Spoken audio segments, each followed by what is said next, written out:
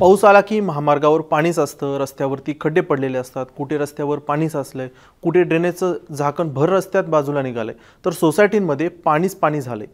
काही ठिकाणी कचऱ्याचे ढिगारे दिसतायत। हे चित्र आहे एकनाथ शिंदेंचा बालेकिल्ला म्हणल्या जाणाऱ्या ठाण्यातील। पण पावसाळा आला की ही परिस्थिती दरवर्षी तशीच का असते?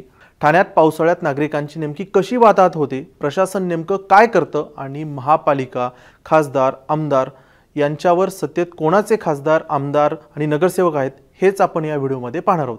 नमस्कार, मी स्वानंद, तुम्ही पाहतात मुंबई तक। ठाणे शिवसेनेचे मुख्य नेते, राज्याचे उपमुख्यमंत्री एकनाथ शिंदे यांचा बालेकिल्ला। एकनाथ शिंदे नगर विकास मंत्री आहेत, याआधी देखील ते सार्वजनिक बांधकाम मंत्री राहिलेले आहेत। या व्यतिरिक्त ठाणे शहराच्या महापालिकेवर शिवसेनेचं 1993 पासून वर्चस्व आहे। तसेच 1989 पासून ठाण्यात महायुतीचा खासदार आहे, अपवाद फक्त 2009। आणि ठाणे शहरातील आमदारही मागील 15 वर्षांपासून महायुतीचे आहेत। सध्या ठाणे लोकसभा क्षेत्रात 2 शिवसेनेचे आमदार आहेत, तर भाजपचे 4 आमदार आहेत। यातील शिवसेनेचे जे 2 आमदार आहेत ते दोन्ही राज्य मंत्रिमंडळात मंत्री आहेत। एक आहेत एकनाथ शिंदे आणि दुसरे आहेत प्रताप सरनाईक। या व्यतिरिक्त भाजपचे गणेश नाईक हे देखील सध्या मंत्रिमंडळात मंत्री म्हणून कार्यरत आहेत। ठाण्यात मागील 3 दिवसांपासून पावसाची जोरदार बॅटिंग सुरू होती। सोमवार, मंगळवार जोरदार पाऊस पडला आणि याचा फटका सामान्य नागरिकांना बसला।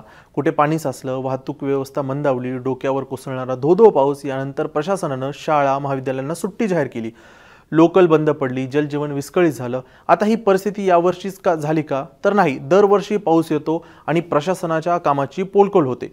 नागरिकांसाठी आता हे नेहमीचंच झाले। पंतप्रधान नरेंद्र मोदी यांनी 2016 साली ठाणे शहराचा स्मार्ट सिटी योजनेत समावेश केला। यासाठी 5404 कोटी रुपयांची तरतूद करण्यात आली होती। तसेच या व्यतिरिक्त मागील वर्षी झालेल्या विधानसभा निवडणुकीच्या पूर्वसंध्येला पंतप्रधान नरेंद्र मोदी यांच्या हस्ते तब्बल 32,800 कोटी रुपयांच्या विविध योजनांचा शुभारंभ करण्यात आला होता। यामध्ये चांगली वाहतूक व्यवस्था, शहराचा सर्वांगीण विकासासह पायाभूत गोष्टींवर भर देण्यात येणार असल्याचं सांगण्यात आलं होतं। पण पावसाळ्यात या गोष्टींचं काय झालं? तर नागरिकांना मनस्ताप सहन करावा लागला। कुठे पोलीस नागरिकांना मदत करतायत, तर कुठे नागरिक प्रशासनाला सोशल मीडियावरून मदतीची हाक मारत आहेत। लोकल बंद पडली, सार्वजनिक वाहतूक व्यवस्था कोलमडली, त्यामुळे रिक्षा चालक, कॅबवाल्यांची मनमानी सुरू होती। बरं, पावसाळ्यात ही परिस्थिती असली तरी बाकी वेळेस वाहतूक कोंडी, स्टेशन परिसरात फेरीवाल्यांचं बसतान आणि खड्डे पडलेले रस्ते नेहमीचंच झालेलं आहे। प्रशासन पावसाळ्यापूर्वी नेमकी कामं काय करतात? ती कामं केली तर रस्त्यावर पडलेले खड्डे, साचलेलं पाणी, कचऱ्याचे ढीग, ड्रेनेज तुंबलेलं का पाहायला मिळतं? हा सर्व त्रास नागरिकांना का सहन करावा लागतो?